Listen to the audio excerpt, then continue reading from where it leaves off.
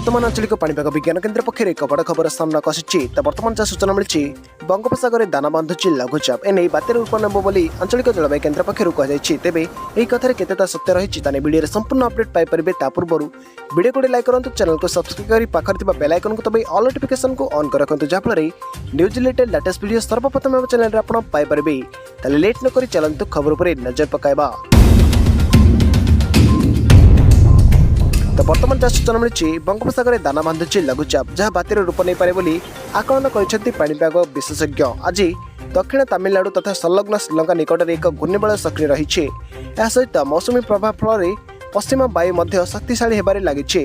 पूर्वानुमान अनुजाई उक्त घूर्णिबलयटी आगामी 3 ରୁ 4 दिन पूर्व दिगरे मुहाइबा सह गोटाए दक्षिण पश्चिम बंगोपसागर 21 तारिख बेलू लघुचाप रूप नहीं पारे बोली कहुई। परवर्ती समय अर्थात 22 तारिख में अपरपात एवं 23-24 मे बेलू गोटे सामुद्रिक झड़ रूप नेब बोली यथेष्ट संभावना रही। वर्तमान प्राक अनुकूल अनुसार संभाव्य सामुद्रिक झड़ उत्तर आंध्र प्रदेश तथा ओडिशा मुहां होइपारे बोली कहुई।